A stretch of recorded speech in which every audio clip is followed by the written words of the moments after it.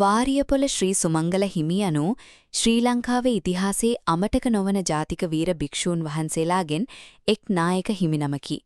උන්වහන්සේ විශේෂයෙන් ප්‍රසිද්ධ වන්නේ ඉංග්‍රීසි පාලනයට විරුද්ධව සිංහල ජාතියේ ගෞරවය ආරක්ෂා කිරීමට උත්සාහ කළ අභීත භික්ෂුවක් ලෙසයි. වාරියපොළ ශ්‍රී සුමංගල හිමියන්ගේ කතාව 18 වන සියවසේ අගභාගයේ සහ 19 වන සියවසේ ආරම්භයේදී ලංකාව විදේශීය බලවතුන්ගේ ආක්‍රමණවලට මුහුණ දුන්නා. ඒ කාලයේ උඩරට රාජධානිය තවමත් සිංහල රජවරුන්ගේ පාලනයේ යටතේ තිබුණත් ඉංග්‍රීසීන් ක්‍රමයෙන් රට අල්ලා ගැනීමට සැලසුම් කළා.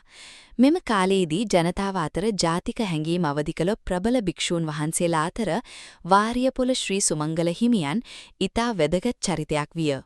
1815 මහනුවර රාජධානියේ අවුල් සහගත තත්ත්වයක් පැවති අවස්ථාවක ඉංග්‍රීසි හමුදා මහනුවරට පැමිණ තම කොඩිය ඔසවා තිබුණා.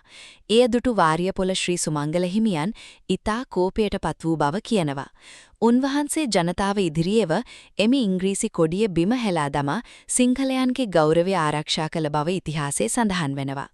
මේ සිදුවීම නිසා උන්වහන්සේ ජාතික වීරයෙකු ලෙස ජනතාව අතර ප්‍රසිද්ධ වුණා.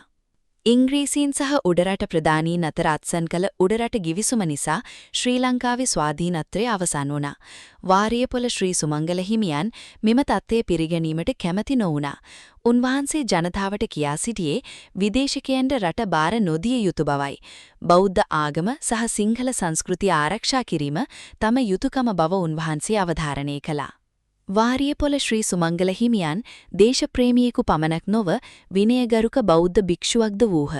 උන්වහන්සේ විහාරස්ථාන සංවර්ධනය, ධර්ම ප්‍රචාරය සහ භික්ෂු අධ්‍යාපනය සඳහාද විශාල සේවයක් කළා. ජනතාව අතර ධර්මයේ සහ ජාතිකත්වයේ එකට රැඳී සිටිය යුතු බව උන්වහන්සේගේ අදහස විය. මේ වගේ වීඩියෝ බලන්න අපේ YouTube channel එක subscribe කරන්න.